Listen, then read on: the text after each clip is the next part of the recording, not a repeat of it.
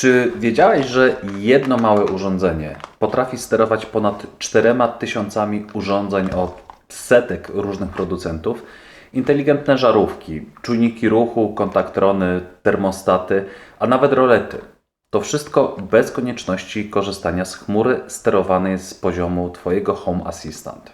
Tym urządzeniem jest oczywiście koordynator Zigbee, który podłączysz do swojego Home Assistanta. To właśnie on pozwala komunikować się urządzeniom bez potrzeby łączenia się z internetem. Dzięki temu masz pełną kontrolę nad swoim smart home, a Twoje dane pozostają prywatne.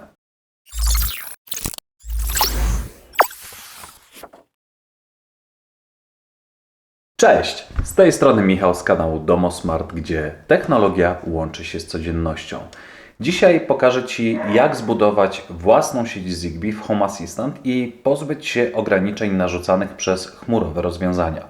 Zanim jednak przejdziemy do szczegółów, zobacz, co do mnie przyszło. Ostatnio dotarło do mnie kilka nowych urządzeń Sonoff, w tym oczywiście także koordynator Zigbee 3.0 w wersji E, którego użyjemy w dzisiejszym odcinku.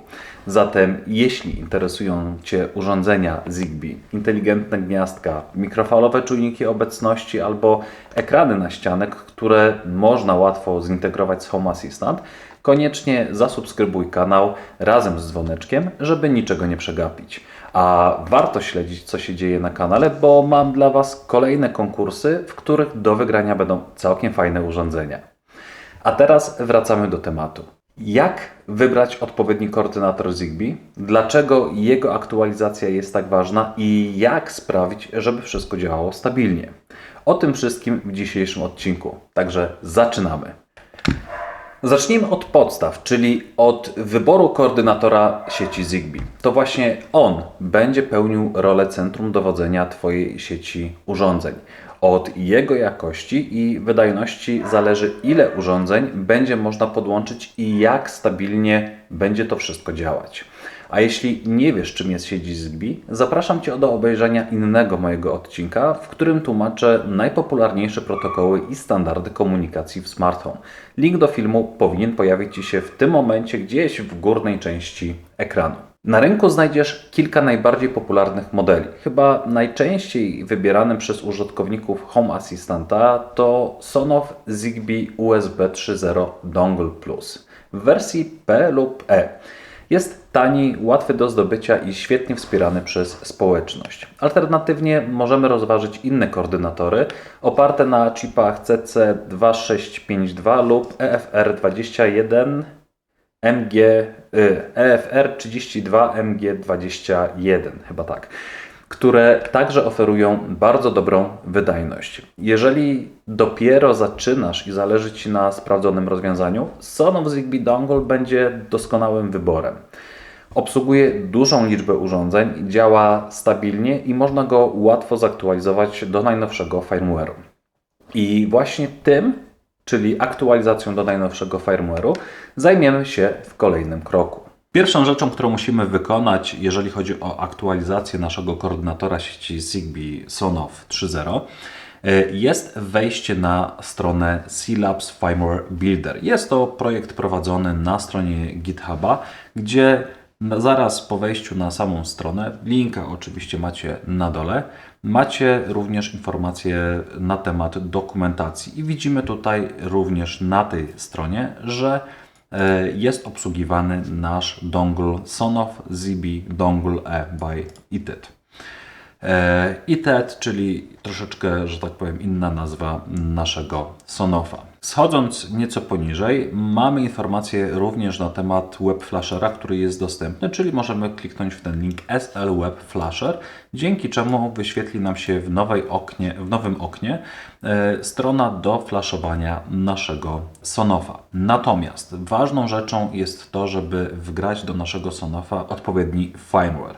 Ten firmware możemy albo domyślnie wgrać poprzez po prostu kliknięcie przycisku Connect, wybranie naszego serial portu, do którego mamy podłączony aktualnie naszego Sonoffa, albo możemy to zrobić ręcznie. Jedna i druga metoda jest tak naprawdę prawidłowa, natomiast większą kontrolę nad tym, co robimy i którą wersję wgrywamy, będziemy mieć, jeżeli wyszukamy sobie i ściągniemy plik z binarką naszego Sonofa w sposób ręczny. Tak jak tutaj widzimy, możemy kliknąć po prostu Upgrade to wersja 7.4.4.0, natomiast myślę, że troszeczkę lepiej dla nas i bezpieczniej dla nas będzie wybrać po prostu ręcznie ten plik, który chcemy wskazać do wgrania do naszego Sonofa. Żeby to zrobić, mamy poniżej informację tutaj jeszcze w tej naszej dokumentacji na stronie głównej tego repozytorium projektu, informacje o skompilowanych wersjach firmware, czyli mamy firmware builds can be found in the firmware builds folder. I tutaj mamy również informacje na temat tego, jakie początki nazw plików do naszego Sonofa są zgodne z naszym Sonofem, czyli Ember ZNet Pure Zigbee. I tą wartość, którą tutaj mamy, możemy sobie zaznaczyć, wcisnąć Ctrl+C, a następnie przejść do folderu Firmware Builds folder, klikając w ten link. Otworzy nam się strona, na której mamy różnego rodzaju koordynatory, które są zgodne z tym naszym projektem i firmware'ami, które możemy pobrać. My wybieramy sobie na samym dole ten ostatni folder, czyli ZB Dongle. Po wejściu możemy wcisnąć sobie Ctrl+F, czyli wyszukać i wkleić to, co żeśmy sobie tutaj wybrali. Szukamy oczywiście najnowszej wersji, jaka jest aktualnie dostępna, czyli wersja 7.4.4.0 albo 7.4.5.0. W naszym przypadku mamy dwie wersje 7.4.5.0. Różnią się one końcówką, czyli końcówka 115 200 albo 230 400.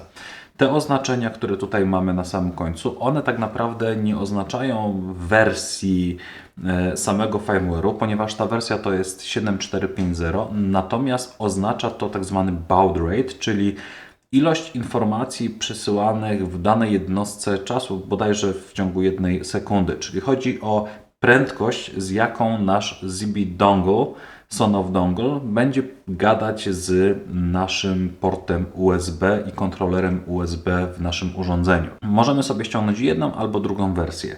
Natomiast jeżeli wybierzemy jedną z tych wersji, może się okazać, i to Wam też pokażę za chwilę podczas konfiguracji, że będzie prawdopodobnie konieczność podania dodatkowego parametru w konfiguracji dodatku Zigbee to MQTT, żeby podać ten nasz baud rate. My w naszym przypadku wybierzemy sobie tą wersję z baud rate'em 230400. W związku z tym wchodzimy w ten nasz plik, który tutaj mamy z tym baud rate'em 230400, a następnie u góry po prawej wciskamy na przycisk Download Raw File. Po kliknięciu ściągamy nasz plik na dysk twardy, a za chwilę będziemy go uploadować. Skoro plik z naszą binarką mamy już ściągnięty do naszego systemu Windows, następną rzeczą jest już wgranie tego firmware'u do naszego urządzenia. W związku z tym klikamy przycisk Connect, po czym pojawi nam się komunikat systemowy z przeglądarki z prośbą o wybranie portu szeregowego, do którego mamy podłączone urządzenie USB. Jeżeli nasz Sonoff nie został tutaj wykryty, mogą zdarzyć się prawdopodobnie jedna z dwóch sytuacji. Pierwsza, Wasz port USB nie do końca działa albo po prostu coś jest nie tak, bądź urządzenie jest źle włożone. W tym momencie spróbujcie włożyć urządzenie do innego portu USB. Jeżeli to nie zadziała, prawdopodobnie nie posiadacie zainstalowanych driverów, w sensie sterowników, do tego urządzenia. W związku z tym możecie kliknąć Anuluj i pojawi Wam się komunikat, na którym macie link do ściągnięcia tych sterowników. Klikamy sobie w ten link, otwiera nam się w nowym oknie strona Silicon Labs, gdzie przechodzimy do zakładki Download, a następnie wybieramy i pobieramy sobie tutaj plik dla naszego systemu operacyjnego. Po ściągnięciu, zainstalowaniu i co ważne, zrestartowaniu naszej przeglądarki będziemy mogli znowu kliknąć tutaj na przycisk Connect i te nasze urządzenie na pewno będzie już wykryte. W związku z tym wybieramy nasz serial port, klikamy przycisk Połącz, no i teraz czekamy, aż nasza przeglądarka skomunikuje się z naszym urządzeniem Sonoff i wykryje aktualną wersję oprogramowania, gdzie będziemy mogli wgrać nową wersję. Trwa to chwilę, ale już po chwili mamy widoczną informację z aktualnie zainstalowanym oprogramowaniem w naszym Sonofie. Oczywiście całą informację na temat chipsetu, jaki został wykryty. Możliwość wciśnięcia przycisku Upgrade to 7440, czyli widzimy, że nie ma tutaj najnowszej wersji. My sobie wgramy tą wersję najnowszą, ale wgramy ją poprzez wciśnięcie przycisku Change Firmware, a następnie poprzez wybranie opcji Upload Your Own Firmware.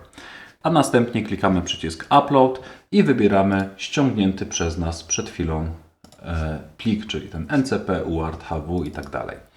W momencie, kiedy wybierzemy ten nasz plik, klikamy przycisk Install. W tym momencie przeglądarka komunikuje się z naszym donglem i instaluje nowy firmware. Trwa to chwilę, więc robimy pstryk i nasz firmware został zainstalowany w naszym urządzeniu. Możemy teraz kliknąć przycisk Continue. Jak widać, wersja wykryta przez przeglądarkę jest to Zigbee 7450 Build 0, urządzenie Sonoff Zigbee Dongle E. W tym momencie mamy już zgrany nasz firmware do urządzenia, możemy urządzenie wyciągnąć i przejść dalej. Kiedy mamy już przygotowany i zaktualizowany koordynator Zigbee, czas podłączyć go do naszego serwera z Home Assistantem. I tutaj wszystko zależy od tego, na czym ten serwer działa. Jeżeli korzystasz z Home Assistanta uruchomionego na systemie Windows z użyciem Oracle VirtualBox, musisz pamiętać o jednej ważnej rzeczy. Port USB, do którego podłączasz koordynator, najpierw trzeba udostępnić maszynie wirtualnej. Robimy to w ustawieniach VirtualBoxa, dodając urządzenie USB do listy filtrów. Po ponownym uruchomieniu maszyny wirtualnej Home Assistant powinien bez problemu wykryć koordynator. W przypadku Proxmoxa, czyli rozwiązania serwerowego często używanego na różnego rodzaju terminalach cienkich, takich jak HP T630, proces wygląda troszeczkę inaczej. Tutaj oczywiście też musimy wskazać port USB, ale robimy to w konfiguracji maszyny wirtualnej w interfejsie www.proxmoxa lub edytując ręcznie plik konfiguracyjny VM-ki. W obu przypadkach celem jest to, aby system operacyjny, na którym działa Home Assistant, widział koordynator jako fizyczne urządzenie podłączone lokalnie do portu USB. Dopiero wtedy Zigbee to MQTT będzie w stanie nawiązać z nim połączenie. A jeśli wszystko zadziała prawidłowo, możemy przejść do instalacji brokera MQTT. Pierwszym dodatkiem, który musimy zainstalować, jest oczywiście nasz MQTT Broker, który będzie pośrednikiem pomiędzy naszym Sonoff USB Zigbee Dongle a naszym Home Assistantem. W tym celu musimy przejść w zakładkę Ustawienia, następnie klikamy Dodatki, Sklep z dodatkami i tutaj wyszukujemy dodatku o nazwie Mosquito Broker. Klikamy na dole Zainstaluj i czekamy, aż nasz dodatek zostanie zainstalowany. Po ściągnięciu i zainstalowaniu zaznaczamy opcję Uruchamianie przy starcie oraz opcję Obserwatora, dzięki czemu nasz dodatek, jeżeli nawet ulegnie awarii, nastąpi jego ponowna próba uruchomienia. Automatyczną aktualizację możecie włączyć, nie musicie. Jeżeli włączycie, możecie oczywiście mieć czasem jakieś problemy z kompatybilnością, natomiast myślę, że w przypadku tego dodatku raczej nie będzie z tym żadnych problemów. Na sam koniec klikamy przycisk Uruchom. Po uruchomieniu dodatku w prawym górnym rogu powinniśmy zobaczyć zieloną ikonkę, która informuje nas o prawidłowym działaniu dodatku. Dodatkowo możemy również wejść w logi, żeby zobaczyć, czy faktycznie wszystko mamy tutaj na zielono i czy nie wystąpiły jakieś błędy w trakcie instalacji. Kiedy nasz broker MQTT jest już zainstalowany, ostatnią rzeczą, którą musimy zrobić, jest kliknięcie w przycisk Ustawienia. Następnie wchodzimy w Urządzenia oraz usługi, a następnie dodajemy integrację MQTT. Dzięki temu jesteśmy w stanie zrobić w ten sposób, żeby nasz Home Assistant połączył się z tym naszym brokerem MQTT, a następnie mógł odbierać wszystkie informacje na temat nowych urządzeń bądź zdarzeń, które następują właśnie poprzez ten nasz protokół MQTT. No dobra, skoro broker MQTT jest już gotowy i zainstalowany, pora przejść do instalacji dodatku Zigbee to MQTT.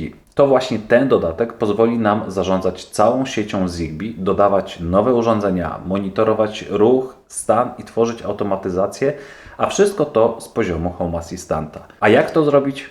Zobaczcie sami. W tym celu wchodzimy znowu w ustawienia, dodatki, sklep z dodatkami, a następnie w prawym górnym rogu klikamy na ikonę 3 kropek, klikamy w przycisk repozytoria i dodajemy nowe repozytorium. Link do tego repozytorium oczywiście jest na dole w opisie filmu. Klikamy przycisk dodaj oraz przycisk zamknij. Odświeżamy stronę sklepu z dodatkami i zjeżdżamy na dół do pozycji Home Assistant Add-on Zigbee to MQTT. Mamy tutaj dostępne kilka opcji, czyli Zigbee to MQTT, dodatek, który chcemy zainstalować. Jest dodatkowo dostępna opcja Zigbee to MQTT Edge. Jest to wersja używana głównie do developmentu, żeby nie mieć problemów. Zalecam Wam instalację tego dodatku w formie Zigbee to MQTT. Wchodzimy, klikamy przycisk zainstaluj, a następnie czekamy, aż dodatek zostanie ściągnięty i zainstalowany w naszym Home Assistancie. Tutaj tak samo. W momencie, kiedy dodatek jest zainstalowany, możemy kliknąć obserwatora oraz, co ważne, również opcję pokaż na pasku bocznym. Jeżeli chodzi o automatyczną aktualizację, ja osobiście u siebie nie mam załączonej tej opcji, ponieważ wiem, że mogą występować problemy w momencie, kiedy ten nasz dodatek zostanie zaktualizowany. Natomiast warto jest raz na jakiś czas, raz na miesiąc, 2, 3 miesiące zajrzeć tutaj, zrobić oczywiście wcześniej kopię zapasową naszego Home Assistanta i zainstalować nowszą wersję Zigbee to MQTT. I jeżeli wszystko działa ok, no to jest w porządku.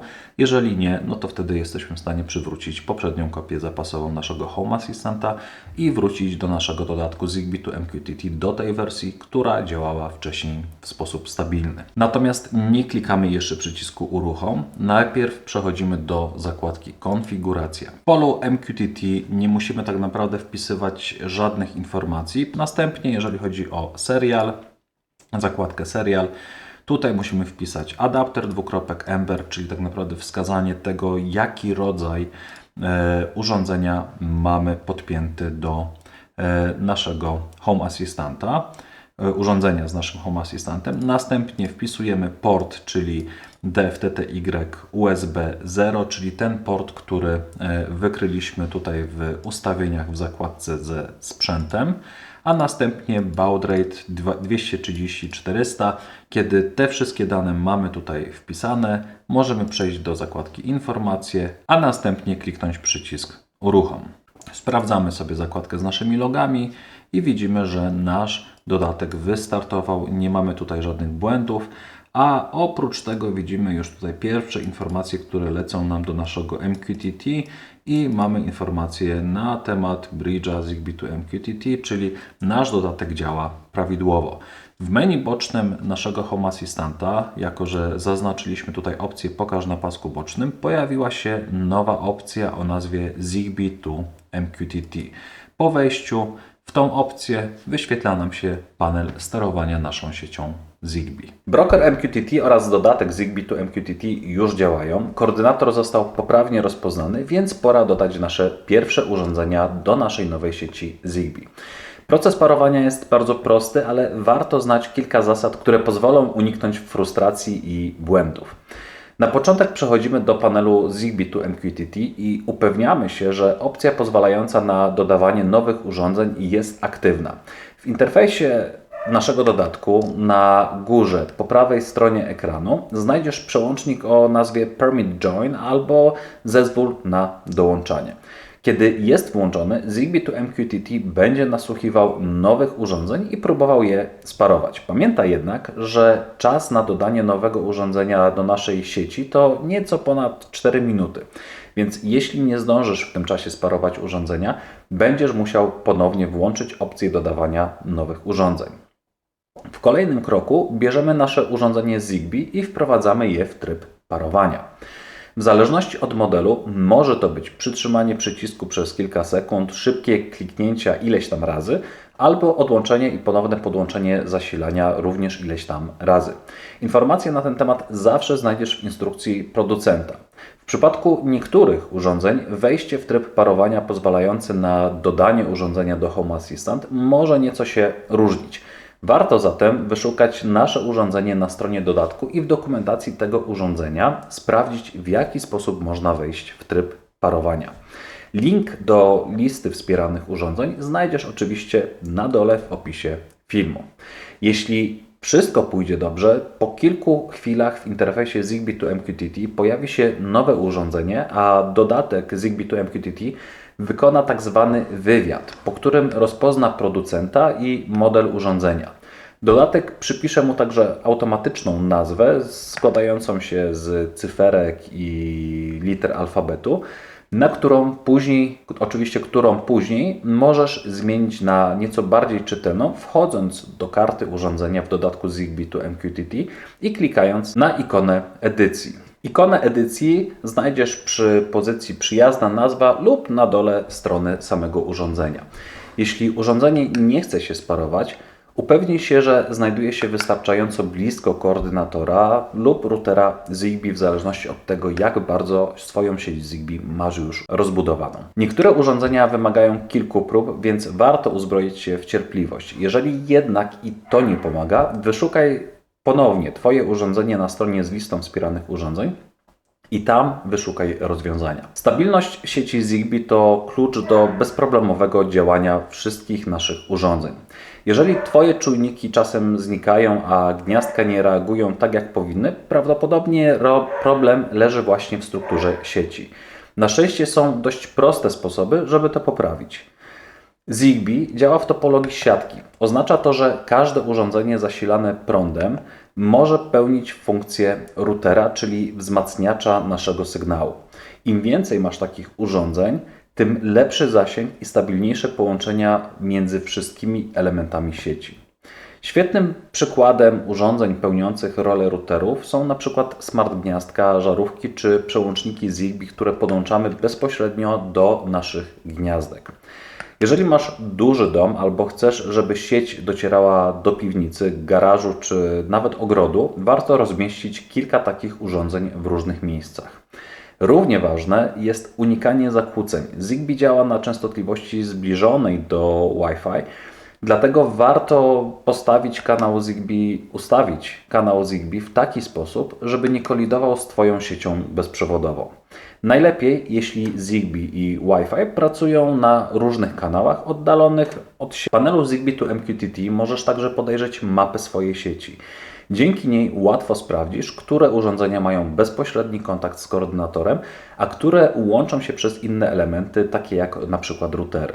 To bardzo pomocne przy diagnozowaniu problemów z zasięgiem sieci. Jeśli zbudujesz Twoją sieć w przemyślany sposób z odpowiednią liczbą routerów i dobrą konfiguracją kanału, Twoja sieć Zigbee będzie działać szybko, stabilnie i niezawodnie, nawet jeśli podłączysz do niej kilkadziesiąt różnych urządzeń. Skoro mamy już działającą sieć Zigbee i pierwsze urządzenia, czas zobaczyć, jak możemy wykorzystać je w praktyce. Najlepszym sposobem będzie oczywiście stworzenie prostej automatyzacji. Musimy przejść do zakładki ustawienia, następnie wejść w automatyzację oraz sceny. Tutaj klikamy utwórz automatyzację, a następnie zaczynamy od początku pustą automatyzację. Jeżeli chodzi o automatyzację, mamy tutaj takie trzy sekcje: kiedy, jeżeli oraz wykonaj. W sekcji kiedy ustalamy, kiedy ma się wywołać nasza automatyzacja, czyli określamy to, jakie zdarzenie w naszym smartphone, na przykład wciśnięcie przycisku pilota,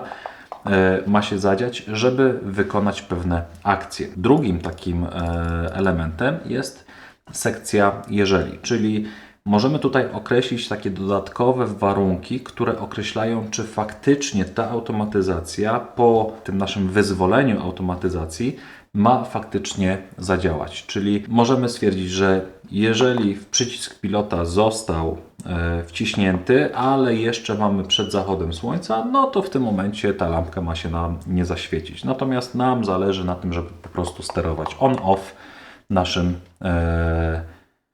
smart gniazdkiem, a w związku z tym z lampką, która jest do niego podłączona. Ostatnią sekcją jest sekcja wykonaj, czyli to, co ma się faktycznie zadziać w momencie, kiedy te nasze zdarzenie z wyzwalacza zostanie uruchomione.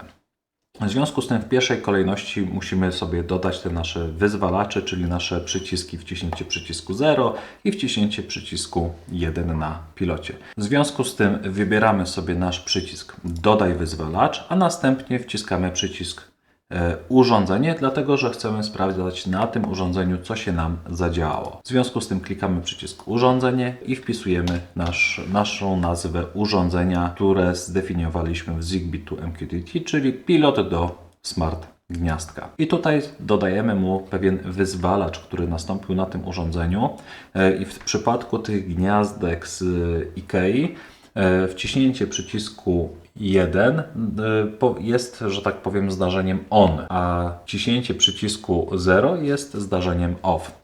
W związku z tym klikamy sobie tutaj na wyzwalacz on, a następnie klikamy sobie jeszcze drugi wyzwalacz, czyli znowu dajemy urządzenie, pilot do smart gniazdka i tutaj dajemy wyzwalacz off. Natomiast Home Assistant tak naprawdę w tym momencie wyzwoli nam tą automatyzację zarówno w momencie, kiedy wciśniemy 0, jak i 1. My natomiast chcemy tutaj rozpoznać, co ma się wykonać w momencie, kiedy wciśniemy albo jedno, albo drugie. Bo w tym momencie, gdybyśmy tutaj dali wykonaj i byśmy przełączyli nasze urządzenie, no to w tym momencie mamy sytuację taką, że każdy z tych przycisków zadziałałby nam dokładnie tak samo, czyli przełączał stan między on a off. My natomiast chcemy to w jakiś sposób od siebie rozdzielić. Możemy to zrobić poprzez nadanie tak zwanego identyfikatora wyzwalacza. Tutaj przy tym wyzwalaczu on action możemy kliknąć na takie trzy przyciski, na trzy kropeczki i kliknąć przycisk edytuj identyfikator. I możemy sobie tutaj wpisać po prostu on, a w przypadku off edytuj identyfikator i zrobić w tym momencie off. Następnie w sekcji wykonaj możemy dodać w tym momencie element konstrukcyjny, w którym będziemy sprawdzać, który z tych przycisków został wyzwolony. W związku z tym klikamy dodaj element konstrukcyjny i dodajemy tutaj coś takiego jak jeżeli coś, to coś. I tutaj sobie dodajemy warunek i mamy tutaj inne warunki. Klikamy na inne warunki i wyzwolone przez ID. Klikamy wyzwolone przez ID wyzwalacz on i jeżeli ten warunek został wykonany, to w tym momencie dodajemy akcję, czyli nasze urządzenie gniazdko, smart gniazdko, musimy je włączyć. Tak? I dzięki temu poprzez wciśnięcie przycisku 1, czyli w przycisku on na pilocie, włączymy nasze smart gniazdko. Jeżeli chcemy zrobić coś takiego dla zera, możemy to zrobić w bardzo prosty sposób, czyli jeżeli zwiniemy sobie tutaj ten nasz jeden warunek, możemy kliknąć na trzy kropki, zduplikować go, dzięki czemu na dole tutaj możemy sobie rozwinąć i tak naprawdę zmienimy sobie teraz wyzwalacz z on na off, a w naszym smart gniazdku dajemy sobie wyłącz smart gniazdko. Zapisujemy sobie teraz sterowanie smart gniazdkiem z pilota. Tak się będzie nazywać nasza automatyzacja. Klikamy zapisz. W tym momencie nasza automatyzacja już powinna zadziałać. Wyłączamy i włączamy. I to by było na tyle w dzisiejszym odcinku. Przeszliśmy razem przez cały proces. Od wyboru i aktualizacji koordynatora Zigbee poprzez instalację brokera MQTT i Zigbee to MQTT, aż po dodanie urządzeń i stworzenie naszej pierwszej automatyzacji. Pokazałem Ci, że zbudowanie własnej sieci Zigbee w Home Assistant wcale nie musi być ani trudne, ani kosztowne. Wystarczy jeden koordynator, kilka urządzeń i dobrze skonfigurowany system, żeby zyskać pełną kontrolę nad swoim inteligentnym domem. Jeżeli ten odcinek był dla Ciebie pomocny, oczywiście bardzo Cię proszę, zostaw łapkę w górę i zasubskrybuj mój kanał, żeby nie przegapić kolejnych filmów. Już teraz pracuję nad odcinkami, w których przetestuję urządzenia Sonoff, które pokazałem na początku tego odcinka i pokażę Ci, jak w praktyce wykorzystać ich możliwości w codziennych automatyzacjach. A jeśli chcesz wesprzeć moją pracę, możesz to zrobić poprzez funkcję wspierania kanału na YouTube pod filmem. przez portal zrzutka.pl albo stawiając mi wirtualną kawkę. Linki oczywiście znajdziesz w opisie filmu.